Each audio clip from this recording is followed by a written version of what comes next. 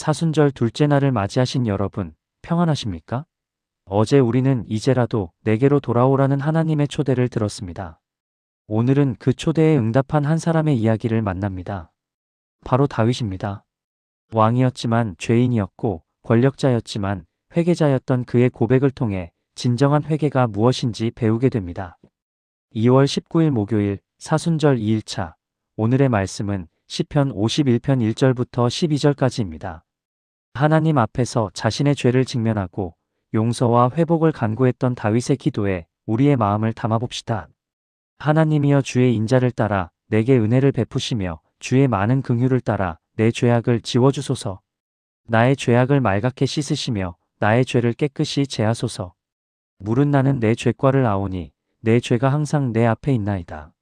내가 주께만 범죄하여 주의 목전에 악을 행하였사오니 주께서 말씀하실 때에 의로우시다 하고 주께서 심판하실 때에 순전하시다 하리이다. 내가 죄악 중에서 출생하였으며 어머니가 죄 중에서 나를 잉태하였나이다. 보소서, 주께서는 중심이 진실함을 원하시오니 내 속에 지혜를 알게 하시리이다. 우슬초로 나를 정결하게 하소서. 내가 정하리이다. 나를 씻으소서. 내가 눈보다 희리이다. 나로 즐겁고 기쁜 소리를 듣게 하사 주께서 꺾으신 뼈들도 즐거워하게 하소서. 주의 얼굴을 내 죄에서 돌이키시고 내 모든 죄악을 지워주소서. 하나님이여, 내 속에 정결한 마음을 창조하시고 내 안에 정직한 영을 새롭게 하소서. 나를 주 앞에서 쫓아내지 마시며 주의 성령을 내게서 거두지 마소서. 주의 구원의 즐거움을 내게 회복시켜 주시고 자원하는 심령을 주사 나를 붙드소서. 시편 51편은 성경에서 가장 아름답고도 가슴 아픈 회개의 기도 중 하나입니다. 이 시편의 배경을 보면 제목에 다윗이 밧세바와 동침한 후 선지자 나단이 그에게 왔을 때라고 기록되어 있습니다. 이스라엘의 위대한 왕 다윗이 저지른 간음과 살인이라는 끔찍한 죄, 그 죄가 드러난 후 하나님 앞에 무릎 꿇고 드린 기도입니다. 우리는 이 시편을 통해 진정한 회개가 무엇인지 배웁니다. 다윗은 자신의 죄를 변명하지 않습니다. 상황을 탓하지도 다른 사람을 비난하지도 않습니다. 오직 자신의 죄를 직면하고 하나님의 긍휼하심만을 의지합니다. 다윗의 기도는 자신의 선함이나 공로가 아니라 오직 하나님의 성품에 호소합니다. 주의 인자를 따라 주의 많은 긍휼을 따라 은혜를 구합니다. 이것이 바로 우리가 하나님께 나아갈 수 있는 유일한 근거입니다. 우리는 종종 회개할 때 제가 이렇게 노력했는데 제가 이제는 달라질게요 라고 말하며 자신의 결심이나 다짐을 내세웁니다. 하지만 진정한 회개는 우리의 능력이나 의지가 아니라 하나님의 긍휼하심에 기대는 것입니다. 우리가 용서받을 수 있는 이유는 우리가 충분히 후회했기 때문이 아니라 하나님께서 자비로우시기 때문입니다. 다윗은 자신의 죄를 철저하게 고백합니다. 나의 죄악을 말갛게 씻으시며 나의 죄를 깨끗이 제하소서. 내 모든 죄악을 지워주소서라고 반복해서 간구합니다. 이것은 단순한 말의 반복이 아니라 자신의 죄가 얼마나 깊고 광범위한지 깨달은 사람의 절박한 외침입니다. 내 죄가 항상 내 앞에 있나이다라는 고백은 그의 양심이 얼마나 고통스러웠는지 보여줍니다. 죄를 감추려 했던 시간들, 아무렇지 않은 척 살았던 날들, 그러나 결국 견딜 수 없었던 그 무거운 짐. 진정한 회개는 죄를 최소화하거나 합리화하지 않고 있는 그대로 직면하는 것입니다. 4절의 고백은 놀랍습니다. 내가 주께만 범죄하여 주의 목전에 악을 행하였사오니. 다윗의 죄는 밧세바에게, 우리아에게, 이스라엘 백성에게 저지른 것이었습니다. 그런데 그는 주께만 범죄하였다고 고백합니다. 이것은 다른 사람들에게 끼친 해를 무시하는 것이 아닙니다. 오히려 모든 죄의 본질이 궁극적으로 하나님께 대한 반역임을 깨달은 것입니다. 우리가 다른 사람에게 상처를 줄 때 우리는 그 사람을 하나님의 형상대로 지으신 피조물로 대하지 않는 것이며 그것은 곧 하나님을 무시하는 것입니다. 이 깨달음은 우리의 회개를 더욱 깊게 만듭니다. 단순히 실수했다, 잘못했다가 아니라 창조주 하나님 앞에서 피조물인 내가 반역했다는 인식입니다. 이것이 진정한 회개의 출발점입니다. 6절에서 다윗은 주께서는 중심이 진실함을 원하신다고 고백합니다. 하나님께서는 겉모습이 아니라 우리 마음 깊은 곳의 진실을 보십니다. 사순절 첫날 요엘서에서 배웠듯이 하나님은 옷을 찢는 것이 아니라 마음을 찢는 것을 원하십니다. 우리는 얼마나 자주 겉으로만 경건한 척합니까? 교회에서는 찬양하고 기도하지만 일상에서는 전혀 다른 모습으로 살아갑니다. 사람들 앞에서는 온유하고 친절하지만 집에서는 화를 내고 거칠게 말합니다.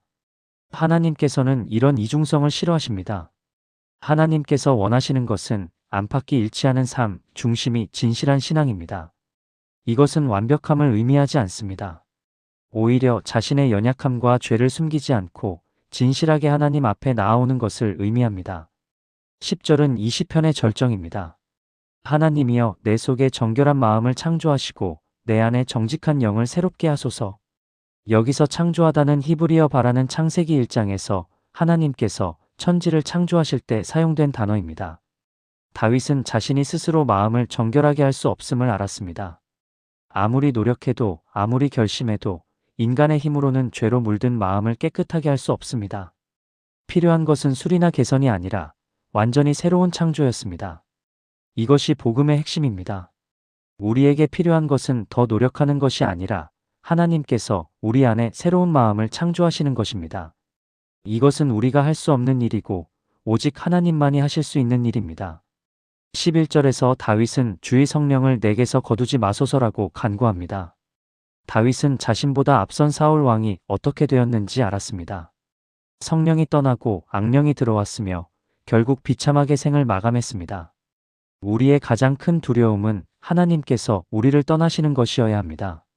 성공의 상실, 건강의 상실, 재산의 상실보다 무서운 것은 하나님의 임재를 잃어버리는 것입니다. 성령님 없이는 우리는 아무것도 할 수 없고 아무것도 아닙니다. 12절에서 다윗은 주의 구원의 즐거움을 내게 회복시켜 주시고라고 기도합니다. 흥미롭게도 그는 구원을 회복시켜 달라고 하지 않고 구원의 즐거움을 회복시켜 달라고 합니다. 죄를 지어도 우리의 구원은 잃어버리지 않습니다. 하지만 구원의 기쁨, 주님과 동행하는 즐거움, 하나님을 예배하는 설렘은 잃어버릴 수 있습니다. 형식적으로 신앙생활을 하지만 기쁨이 없고 의무감으로 예배드리지만 감격이 없는 상태가 될 수 있습니다.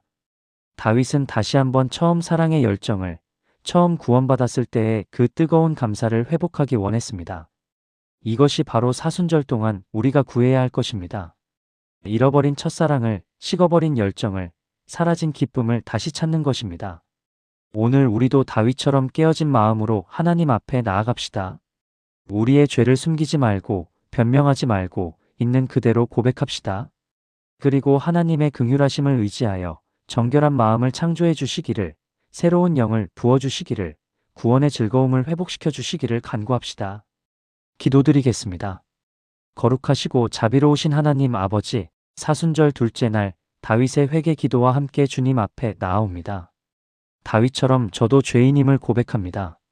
왕이었지만 죄인이었고 하나님의 사람이었지만 연약한 인간이었던 다윗의 모습 속에서 저 자신을 봅니다. 하나님, 주의 인자를 따라, 주의 많은 긍휼을 따라 제게 은혜를 베푸소서. 저는 제 공로나 선함으로 주님 앞에 설 수 없습니다. 오직 주님의 자비하심만이 제가 이 자리에 나아올 수 있는 유일한 근거입니다. 제가 용서받을 자격이 있어서가 아니라 주님께서 긍휼이 풍성하시기 때문에 이렇게 담대히 나아옵니다. 주님, 저의 모든 죄악을 고백합니다. 맑게 씻어주시고 깊이 깨끗하게 제하여 주옵소서. 제가 지은 죄, 제가 알고 있는 죄뿐만 아니라 제가 깨닫지 못하는 숨겨진 죄까지도 모두 드러내시고 씻어주옵소서. 저는 압니다. 제 죄가 항상 제 앞에 있음을. 감추려 해도 감춰지지 않고 잊으려 해도 잊혀지지 않는 그 죄의 무게를. 양심의 가책 속에서 괴로워했던 밤들을 아무렇지 않은 척 살았지만 마음 깊은 곳에서 몸부림쳤던 날들을 주님께서 아십니다. 하나님, 제가 주께만 범죄하였나이다. 사람들에게 상처를 주었을 때 그것은 곧 주님의 형상을 모욕한 것이었습니다. 제 욕심을 따라 살았을 때 그것은 곧 창조주 되신 주님을 무시한 것이었습니다. 모든 죄의 뿌리에는 주님께 대한 불순종과 반역이 있음을 고백합니다. 주님, 주께서는 중심의 진실함을 원하십니다.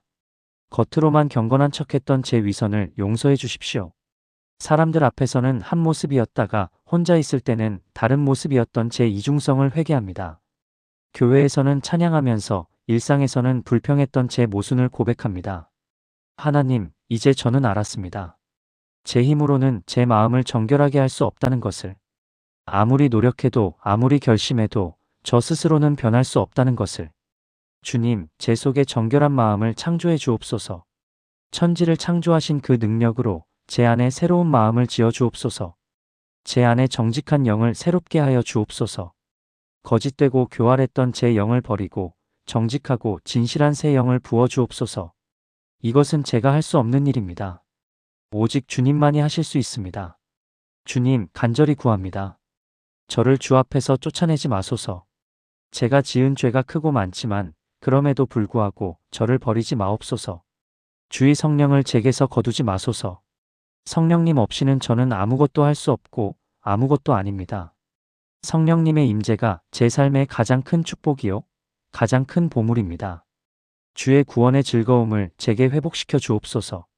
처음 주님을 믿었을 때의 그 설렘을, 처음 구원받았을 때의 그 감격을, 처음 주님의 사랑을 깨달았을 때의 그 뜨거움을 다시 경험하게 하옵소서. 형식적인 신앙생활이 아니라 기쁨이 넘치는 예배를, 감사가 터져나오는 찬양을, 간절함이 가득한 기도를 회복시켜 주옵소서. 자원하는 심령을 주사 저를 붙들어 주옵소서. 억지로가 아니라 기쁨으로, 의무감이 아니라 사랑으로 주님을 섬기며 살기 원합니다. 매 순간 주님을 의지하며 매 걸음 주님과 동행하며 온 삶으로 주님을 예배하는 자가 되게 하옵소서. 이 사순절 기간 동안 저를 깊이 살펴주시고 철저히 회개하게 하옵소서. 십자가를 향해 걸어가시는 예수님의 발걸음을 따라가며 제 죄가 얼마나 무거운 짐이었는지, 주님의 사랑이 얼마나 크고 깊은지 날마다 깨닫게 하옵소서. 오늘도 주님의 긍휼하심을 의지하며 정결한 마음으로 새롭게 시작합니다. 깨어진 심령으로 주님 앞에 나아온 이 종을 불쌍히 여기시고 새 힘을 주시고 새 소망을 주시고 새 기쁨을 주옵소서. 주 예수 그리스도의 이름으로 기도드립니다. 아멘.